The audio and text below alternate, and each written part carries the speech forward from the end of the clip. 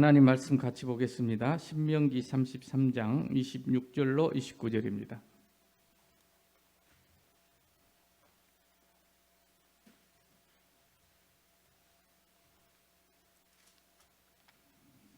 신명기 33장 26절로 29절입니다.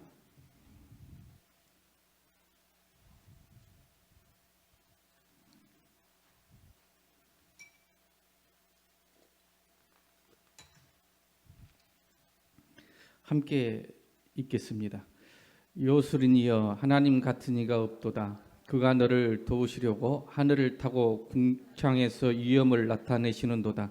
영원하신 하나님이 내 초소가 되시니 그의 영원하신 팔이 내 아래에 있도다. 그가 내 앞에서 대적을 쫓으시며 멸하라 하시도다.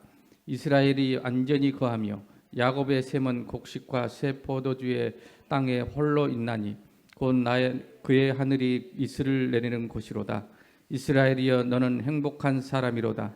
여호와의 구원을 너같이 얻은 백성이 누구냐?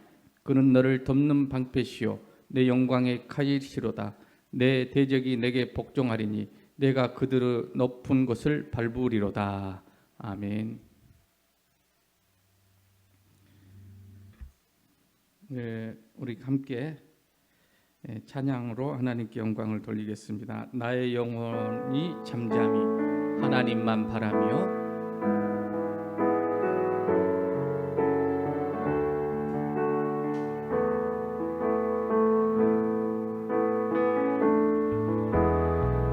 나의 영혼이 잠잠히 하나님만 바라며 나의 구원이 그에게서 나은도다. 나의 영혼아 잠잠히 하나님만 바라라. 나의 소망이 저에게서 나는도다. 오직 주만이 나의 반석 구원이시니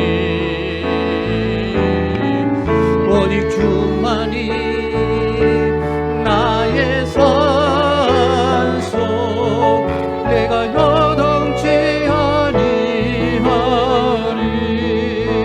나의 영혼이 간절히 여호와를 갈망하며 나의 입술이 여호와를 찬양하리.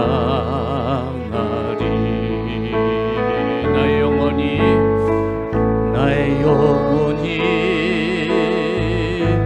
즐거이 여호와를 따르리니 나의 평생에 여호와를 송축하리. 오직 주만이 나의 반석 나의 구원이시리.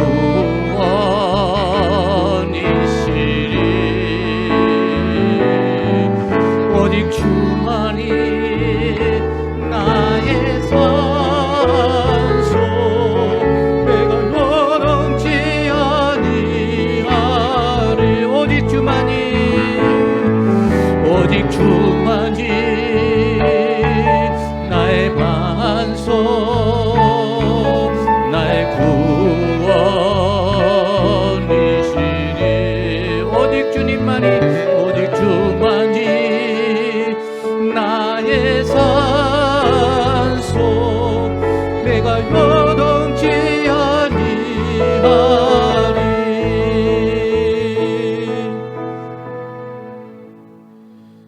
아멘. 우리 하나님께 영광의 박수를 크게 돌리겠습니다.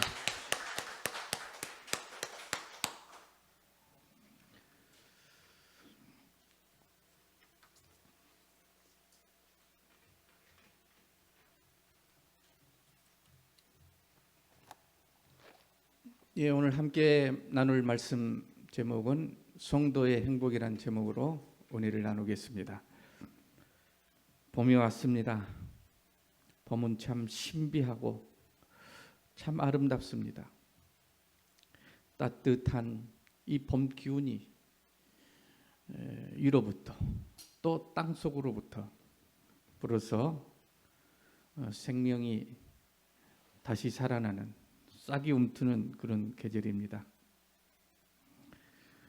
오늘같이 이렇게 어려운 이 시대에 이 봄 기운이 모든 생명을 살려내듯이 풍성하게 하듯이 아름답게 하듯이 신비하신 우리 생명인 영이신 하나님께서 우리 모든 성도들의 가정에도 이 봄 같은 축복과 행복이 넘치기를 축원합니다. 여러분, 이 세상에는 행복이 없다고들 합니다. 행복한 사람은 한 사람도 없다고 하지만 정말 없을까요? 또 있다면 어떻게 하면 행복을 얻을 수 있겠습니까? 그 행복이 어디에 있습니까? 오늘 한마디로 본문 말씀에 이스라엘아, 너는 행복자로다. 하나님 앞에 택함을 받은 이스라엘, 바로 우리들은 행복한 사람들입니다. 그래서 너는 행복자다. 왜? 하나님께서 너와 함께 하시니까. 하나님께서 너를 부르셨으니까. 너를 택하셨고 너의 아버지시니까.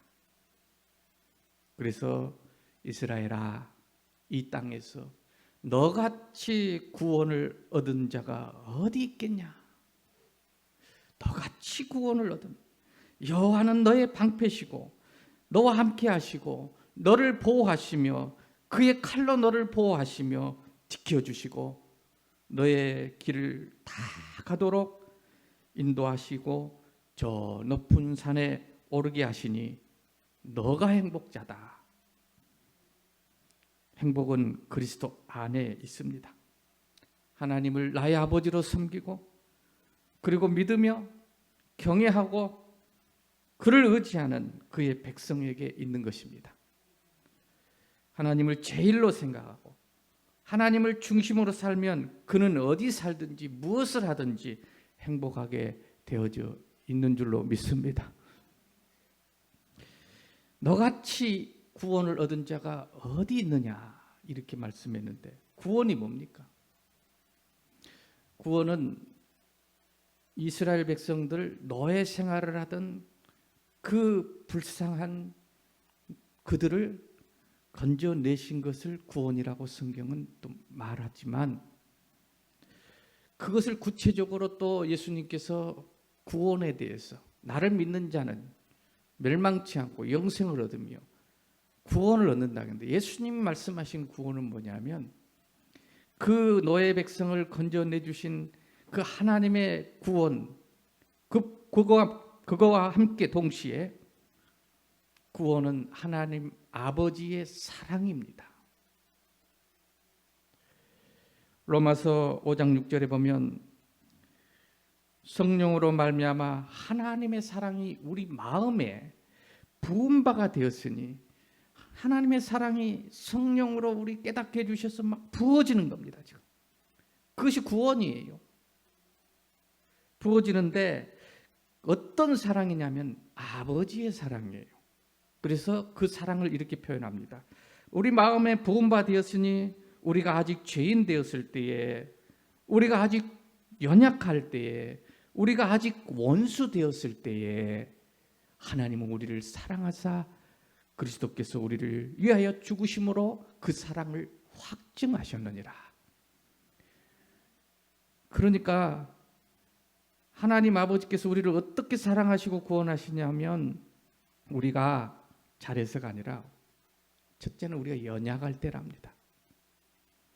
우리 아버지는, 우리 부모님들은 자녀들이 연약할 때, 연약하지만 그 연약한 자녀를 더 애틋하게 생각하고 더 마음에 두고 더 사랑하고, 연약할 때예요. 때. 아직 강건한 자가 되지 않았어요. 연약할 때.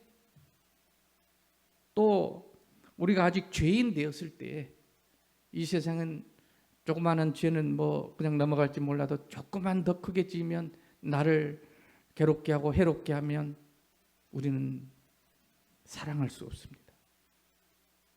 고발해야 되고 원수를 갚아야 되고 그래야 시원하고. 그런데 하나님 아버지는 우리가 아직 죄인 되었을 때에 우리를 사랑하사 자기 아들을 아끼지 않냐고 주셨다는 거예요. 그리고 우리가 죄인만 된 게 아니에요. 뭐 죄인들이야 여기 또 밖에 많이 이제 교도소도 있고, 그럼 그 사람이 나를 뭐 괴롭히고 원수가 되지는 않아요. 물론. 그런데 내 원수가 됐어요. 정말로 원수 같은, 죄인도 크지만 원수 같은 그를 원수 되었을 때 하나님 우리를 사랑하셨대요. 그것이 구원입니다. 그래서 그렇게 생각해 보니까 연약할 때 사랑하고, 또 죄인 되었을 때 사랑하고, 원수까지 되었을 때에도 사랑할 수밖에 없는 분은 이 세상에 딱 한 분, 부모님이에요. 아버지. 그래서 우리 하나님께서 내가 너희 아버지 하나님이신 것을 가르쳐 주신 것입니다. 이 사랑을 받은 우리들, 누가 이렇게 사랑해 주겠어요? 이스라엘아, 그래서 너같이 구원을 얻은 자가 어디 있겠냐? 너는 행복자로다. 할렐루야. 이 세상에 행복한 사람은 성도입니다. 그래서 성도는 행복한 고백이 반드시 있어야 합니다. 하나님을 나의 아버지로 구원받은 성도는 그 언어에 언제나 행복한 언어가 있어야 합니다. 그 성도의 표정은 언제나 가장 아름다운 모습의 표정이 있어야 하는 겁니다. 이 세상에 성도들보다 더 행복한 사람은 없습니다. 그런데 현대인들은 이 행복을 찾지 못하고 허무한 곳에서 행복을 찾아 헤매입니다. 이 허무함과 불안함과 이 두 가지는 현대인들의 큰 병 중에 하나라고 합니다. 애롭고 우울감으로 가득 차 있습니다. 벗어나고 싶어 합니다. 불안해합니다. 삶의 긴장과 불안이, 두려움이 우리 모두의 주변에 안개처럼 이슬처럼 내리고 있습니다. 여러분 클로버 아시죠? 세입 클로버는 그 상징이 행복이라고 합니다.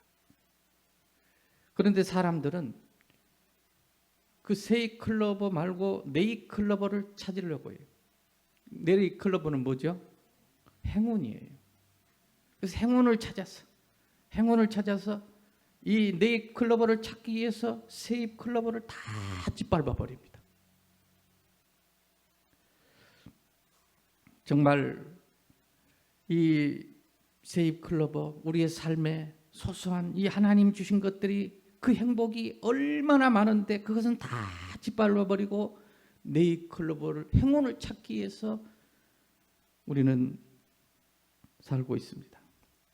얼마나 하나님 주신 소소한 우리의 삶에 이 클로버가 많이 있습니까? 소소한 것, 정말 작은 것, 별것 아닌 것. 그러고 보니까 그 소소한 게 진짜 너무 중요한 것들이더라고요. 우리가 밟아버리고 버려버리고 잊어버린 것. 오늘 정말로 내 발로 화장실 가는 거 최고의 축복인 줄로 믿습니다. 자기 발로 화장실 못 간 분을 한번 생각해 보세요. 내가 그렇게 못하고 누가 갈 때마다 데리고 가야 되고, 내 손으로 밥 먹는 거 감사하시기 바랍니다. 생명이에요, 생명. 그보다 중요한 게 없는데 우리는 행운을 찾아서 세이클로버를 다 짓밟아버리는, 내 힘으로 숨 쉬고 있다는 거 얼마나 감사합니까? 이거 공기를 돈 주고 사 먹은다고 해보세요. 가장 소소한 것이 가장 큰 것입니다. 언젠가 신문에 보니까 밀레의 그 만종이라는 그림이 이 판다면 액수로 친다면 1조 원이 넘는답니다. 그림 한 장이 어떻게 1조 원이 될 수 있겠어요? 저는 그림 천억 한다는 말은 들어봤어도 1조 원이 넘는다는 말은 비싸도 너무 비쌉니다. 그런데 그 밑에 해설을 이렇게 달아놨어요. 이것은 그 값어치가 1조 원을 넘는다는 것이지 실제로 판다면 얼마 될지 모른대요. 10조가 될지 20조가 될지 모른대요. 그림 한 장이 그렇게 귀한 이 그림인데 왜 그렇게 밀레의 만종이 귀할까요? 밀레의 그림은 한마디로 말해서 하나님을 경외하는, 하나님께 기도하는 거룩한 영적인 그 아름다움이 그 속에 담겨져 있기 때문입니다. 두 사람이 하루 종일 밭에서 일을 합니다. 피곤하고 지칩니다.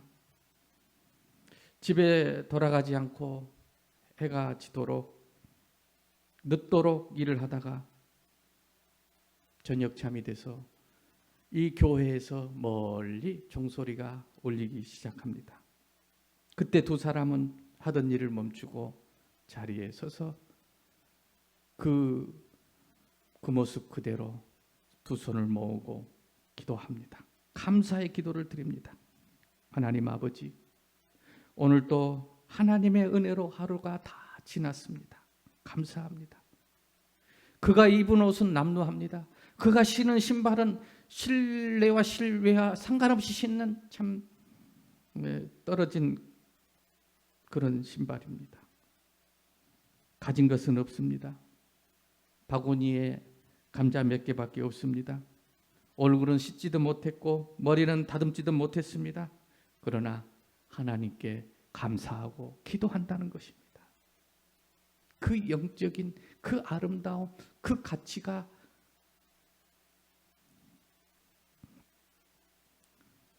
그 마음에 불평도 불만도 욕심도 없습니다.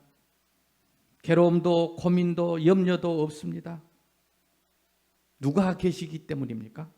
하늘에 계신 하나님이 나와 함께 하시기 때문입니다. 그는 행복합니다. 우리는 행복을 어디에서 찾아야 합니까? 땅에서 찾아서 찾은 사람이 있던가요? 권력에서 찾아서 행복을 얻은 사람이 있던가요? 물질에서 이 세상 어떤 영광에서 찾을 수 있던가요? 오히려 행복보다는 그곳에서 더 많은 상처와 고통과 불행을 우리들은 경험하고 있지 않습니까?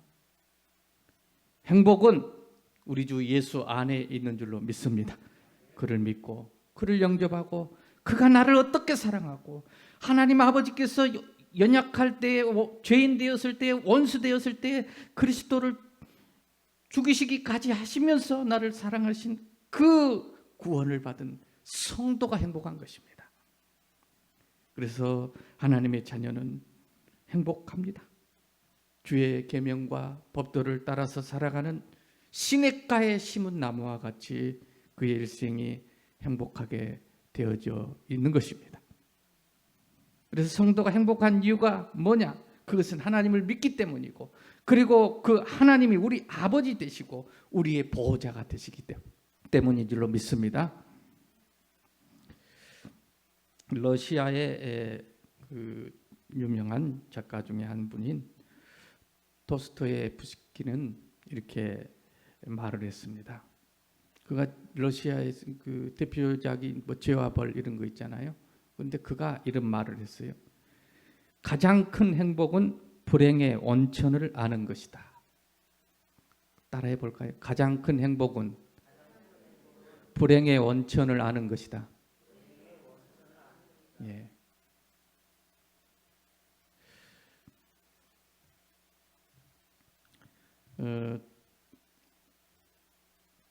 오늘날까지 영화 가운데 최고의 영화 가운데 하나인 배너, 그리고 또 하나 반지의 제왕입니다. 이 작품은 대단한 작품입니다. 이 작품은 이 영화의 원작자는 영국의 톨킨이라는 사람인데, 이 사람 하나님을 경외하는 신실한 크리스천입니다. 이 작품을 영화로 만들었는데 이 영화는 우리가 봐도 사실 잘 모릅니다. 어렵습니다. 이해하기가 어려워요. 성경을 모르면 이 작품을 이해하기가 어려워요. 영적인 걸 모르면 이 반지의 제왕의 그 참 의미를 알 수가 없어요. 이 반지는 뭐냐면 절대 권력이에요. 이 반지. 이 반지에 엄청난 능력이 있습니다. 그래서 이 반지만 끼면, 이 반지만 가지면 전 세계 무엇이든지 다 마음대로 다스릴 수 있는 그 힘과 권력이 이 반지에 있습니다. 그래서 반지의 제왕이라고 이렇게 붙인 겁니다. 이 영적인 세계에서 반지를 만들었는데, 그런데 이 반지는 권력과 능력과 부와 영광만 있는 게 아닙니다. 이 반지 안에, 이 반지를 낀 사람에게는 똑같이 그런 절대 영광, 권력, 능력, 부귀가 있는 것과 동시에 그 반지 안에는 온갖 악이 그 반지 속에 똑같이 있는 겁니다. 그것이 바로 반지의 제왕의 내용이에요. 좋은 것만 있는 것이 아니라 나쁜 것이 같이 있어요. 그래서 이 반지를 낀 사람은 그가 누구든지 간에 결국 어떤 능력이 있는 그 반지를 빼앗아서 내가 끼었다 그러면, 물론 처음에는 권력도 능력도 다 있지만 결국에는 또 그 안에 악이라는 것이 숨겨져 있기 때문에 100% 불행해지고 망하고 다 비참해지는 내용입니다. 한편으로는 이 엄청난 영광과 권력이 있지만은 또 한편으로는 그 속에, 그 어둠 배후 속에 숨어 있는, 감춰져 있는 말할 수 없는 저주가 있다라는 겁니다. 얼마나 의미가 있는지 모릅니다. 그래서 이 반지는 힘으로 막 차지해요. 서로 차지하려고. 그래서 어떤 능력 있는 사람도, 어떤 통치자도 이것을 끼면 이제 모두 망하는 겁니다. 그런데 이 반지가 나중에는 어디로 가냐면, 마지막에는 이 반지가 호빗족이라고 하는 난쟁이족인데 아주 볼품이 없어요. 난쟁이. 이 호빗족은 쪽에 이 포로도라는 사람에게 이 반지가 넘겨집니다. 그가 죽습니다. 우연히. 이 호빗족은 키가 아주 작고 또 착하고 싸움도 할 줄도 잘 모르고 욕심도 없고 너무너무 겸손한 이 착한 호빗족에게 반지가 마지막에 들어옵니다. 이 반지를 가진 이 포로도는 이것이 뭔지 그것도 몰라요. 그 자체도 몰라요. 그냥 끼는 거예요. 이걸 막 차지하기 위해서 그런 사람이 아니에요. 여러분, 이 세상에 살면서 이런 것 좀 모르고 사는 것이 더 행복합니다. 너무 알아도 지식이 많으면 번민이 많다 그랬어요. 우리에게 이런 걸 잘 모르는 것이 차라리 행복했어요. 하나님만 귀한 줄 알고 겸손하게 살면 누구든지 행복할 수 있는 줄로 믿습니다. 그러나 이 포르도도 결국 이 반지를 처음에는 몰랐어요. 모를 때는 괜찮아요. 우리가 뭔가 성공했어요. 높은 자리에 올라가서 모를 때는 괜찮아요. 그러나 그 맛을 알면 이제 그때부터 악이 나오는 겁니다. 그래서 점점 이 반지의 능력을 알게 됩니다. 그러면서 이 반지로 인해서 이 호빗족 속도 포로도도 위험하게 되는데, 이 사람은 그걸 깨달아요. 제가 처음에 뭐라 그랬죠? 가장 큰 행복은 불행의 원천을 아는 것이다 그랬어요. 그래서 이 호빗족은 우리가 불행해진 원인이, 그 원천이 이 반지에 있구나, 이걸 알았어요. 그래가지고 이 반지를 버리기로 결단하고 멀리, 이 반지는 저 멀리 있는 둠산이라는 곳에 그 용암이 있는데 그 용암에 던져야만 이 반지가 없어지는 거예요. 그래서 그 먼 여행을 이제 떠나는 그 내용입니다. 가면서 유혹도 있고 또 이걸 버려야 되나 그런 유혹도 있고, 또 그걸 뺏으려고 따라오는 또 골룸이라는 또 그런 악한 사람도 있고, 눈이 이만해가지고 좀 그 이티같이 생긴 그 있죠. 그 눈이 이만해 막 쳐다보는 거 보세요. 그 눈에가 욕심이 가득 차서 이 반지를 어떻게 하면 내가 다시 차지할까. 나중에 그 골룸이 그 반지를 나중에 이 포로도의 손에서 이 손가락에서 뺏어갑니다. 그래가지고 그 반지와 함께 그 골룸산 용암에 같이 빠져 죽어버립니다. 그래서 이것을 버리기 위해서 결단하고 떠나는데 거기에 천사도 친구도 같이 갑니다. 천사가 간다는 것은 요즘 말로 말하면 목사님이 여러분을 도와준다는 거예요. 같이 간다는 거예요. 우리 신앙생활 함께 같이 가지고 또 이야기해주고 도와주고 먼 길, 이 먼 길을 가는데 이 반지를 끼고 가기 때문에 전쟁도 있고 때로는 늘 유혹도 있고, 그런 힘들 때 또 하나님의 말씀으로 또 가르쳐주고 회개하게 하고 그러면서 가는 이 신앙의 여정을 말하는 것입니다. 그래서 반지를 가지고 가는데 가다가 마지막 이제 둠산에 다 와가지고는 자기 또 힘듭니다. 마지막 올라갈 때 이 반지를 또 전에 가졌던 그 골룸이라는 사람이 또 쫓아옵니다. 그리고 뺏어가려고 합니다. 그리고 마지막에 둠산에 올라갔는데 이 프로도도 못 버리는 거예요. 욕심을 버리기가 어려운 거예요. 욕심이 생긴 거예요. 또 버리자니 또 아까운 거예요. 이게 또 거기서 또 골룸과 대판 싸움이 일어나고 결국 손가락을 물어버리고 그냥 반지를 빼가서 골룸이 그 용광로 속에 날뛰다가 그놈 가지고 날뛰다가 빠져서 죽게 됩니다. 그런데 이 호빗족인 포르도는 살아가지고 자기 고향으로 다 돌아와서 잘 행복하게 살았다는 이야기입니다. 여러분, 우리는 이 세상에 살면서 우리 사람의 축복, 행복은 어디에 있습니까? 하나님께 있습니다. 세상의 것을 우리가 가져도 항상 그래서 겸손해야 합니다. 그걸 너무 중요하게 생각하면 안 돼요. 우리가 출세할 수도 있고 많이 가질 수도 있고 좋은 그런 자리에 올라갈 수도 있고 권력을 가질 수도 있지만 이 호빗족처럼 겸손하고 온유하고 그걸 의지하지 않고 하나님을 의지하는 그런 마음으로 살면 부작용이 없습니다. 좋은 것과 함께 온갖 재앙이 함께 역사하기 때문에 이 반지의 제왕의 이야기는 정말 우리에게 의미 있는 그런 이야기가 되는 것입니다. 성경에 나오는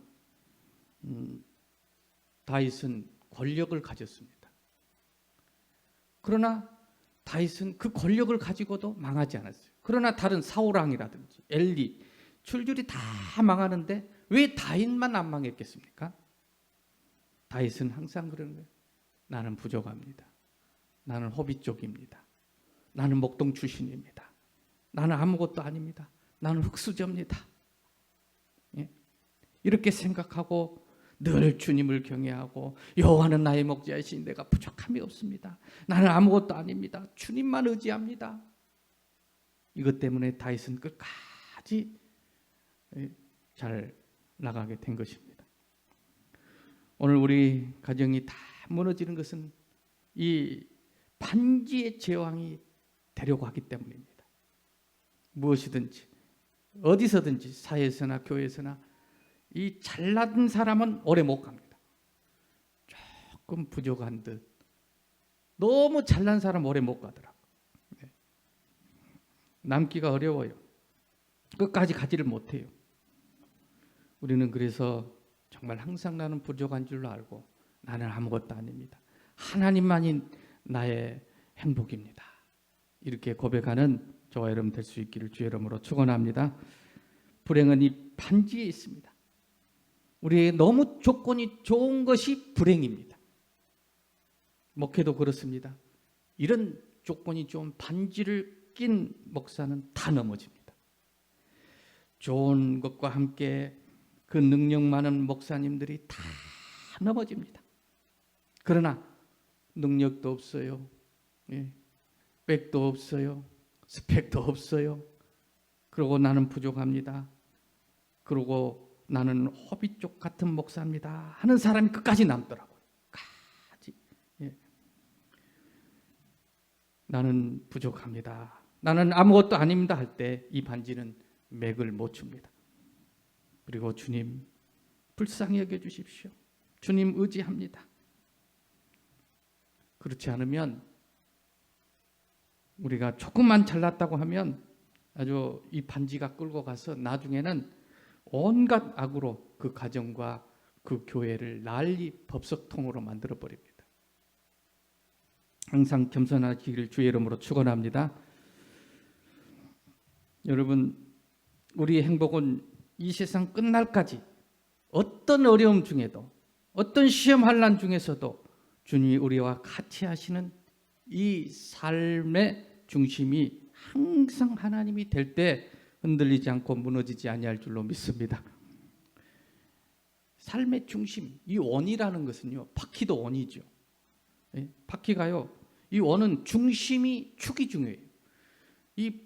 우리 자동차 바퀴가 중심 축이 가운데 있지 않고 어디 다른 데 있다면 이 굴러가기가 어려울 거예요. 간다 해도 얼마 못 가서 찌그작찌그작 하다가 그냥 아마 다 고장 날 겁니다. 도자기를 만들 때도 몰래도 돌리잖아요. 돌리면서 도자기 구울 때 딱 한 중심에 이걸 올려놓고 돌려야 이 도자기가 나오는데 중심이 틀어져 버리면 막 보니까 만들 때 틀어져 버리니까 막 이래가지고 다 망가져 버리더라고요.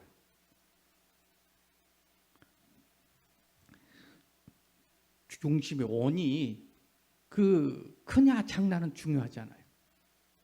그 중심이 어디에 있느냐가 중요한 거예요. 아무리 큰 바퀴도 중심이 잘못되면 다 망가져 버립니다. 굴러갈 수 없습니다. 여러분, 탕자는 그 원의 중심이 아버지 집에 있었어요. 그런데 탕자는 이 아버지 집에 있는 중심이 별로 그렇게 마음에 안 들어. 좀 더 큰 세상에 가서 마음껏 좀 누려보고, 그래서 아버지께 돈을, 재산을, 아버지 돌아가시도 안 했는데 유산을 미리 달라는 거예요. 그래서 팔아서 이제 멀리 더 큰 원을 그리고 더 멋지게 아름답게 살아보려고 갔지만 그 아버지 집의 중심이 옮겨져 버렸어요. 그러니까요, 나중에는 방황하게 됩니다. 나중에는 정말 거지가 됩니다. 그래서 깨닫는 거예요. 이 불행의 원천이 어디에 있는지 아는 것이 행복이라고 했는데, 내가 아버지 집 그 중심을 떠나버렸구나. 그래서 아버지 집으로 돌아가야 되겠다. 이것이 바로 우리의 행복의 원천입니다. 그래서 아버지께로 돌아옵니다. 우리 아버지는 정말로 나를 받아주실까? 걱정도 많습니다. 그러나 하나님은 우리 아버지십니다. 아버지의 중심은 우리가 연약할 때에, 죄인 되었을 때, 원수 되었을 때에 그리스도께서 우리를 위하여 죽으심으로 사랑을 확증했기 때문에 아버지의 중심은 한 번도 변한 적이 없어요.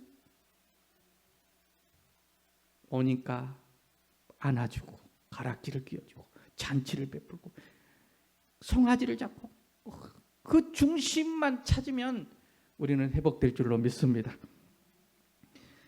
요셉은 어땠습니까?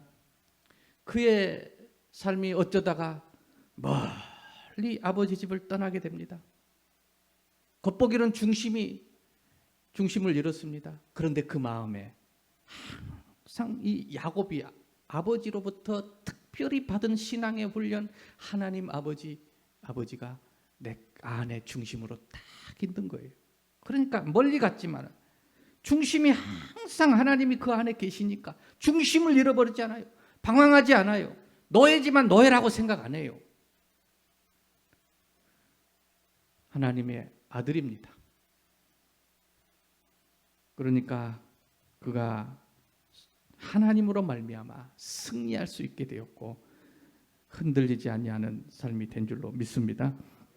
여호수아 갈렙 어떻습니까? 열정탐꾼. 이제 모세가 가나안에 한번 가봐라. 하나님 우리에게 그 땅을 주시기로 했다.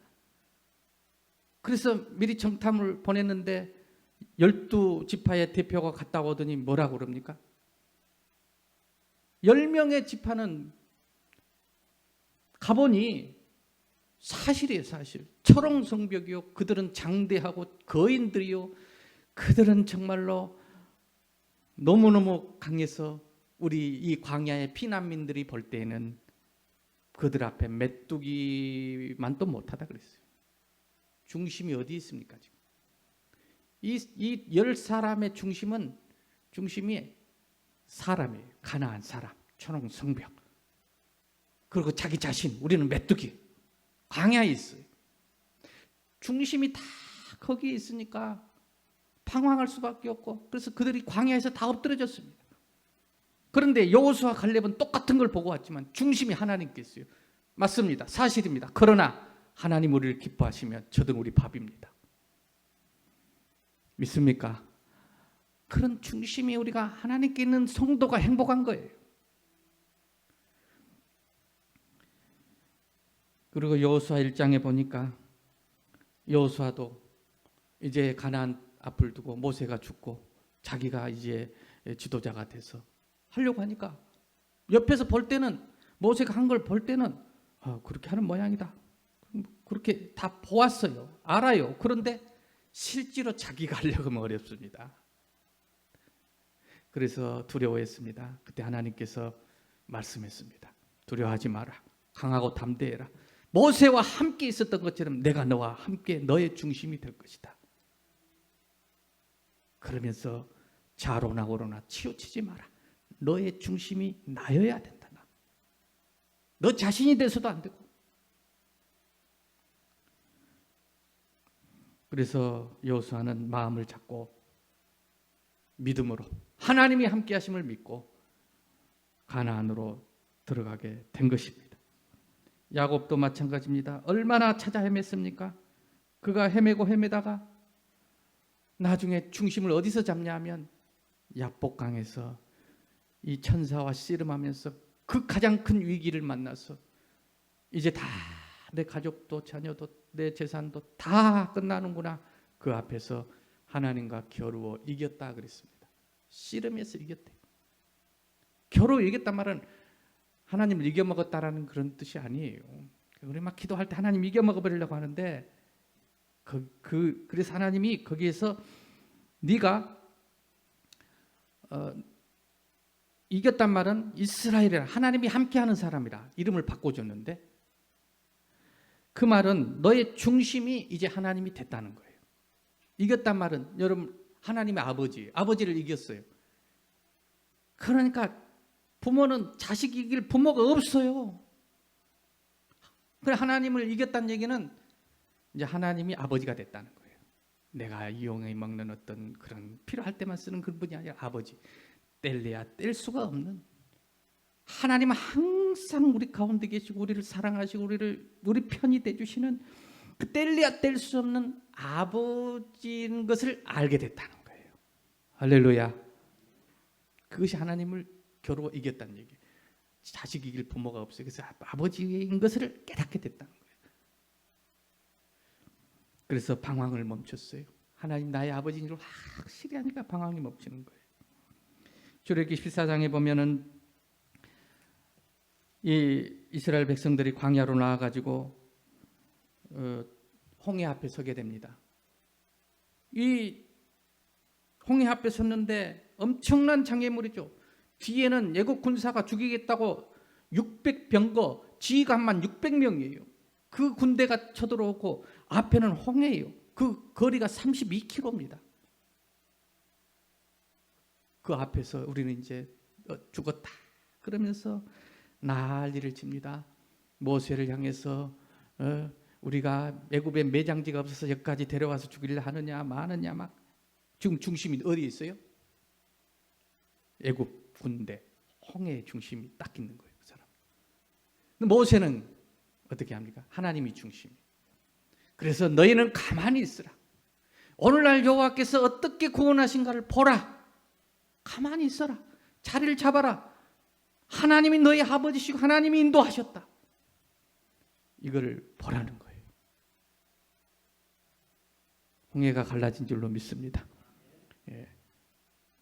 우리의 중심이 어디에 있는지 오늘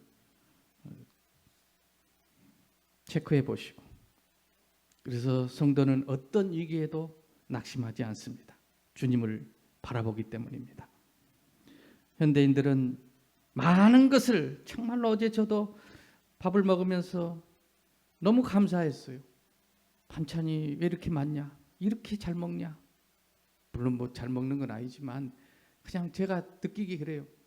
이 어려운 시기에도 밥 한 번 굶지 않고, 오히려 우리 딸은 다이어트 한다고 안 먹고 그러니까 너무너무 감사하더라고요. 이렇게 배불리 먹고 이 어려운 시기에도 뭐 끼니 걱정 안 하고 살고.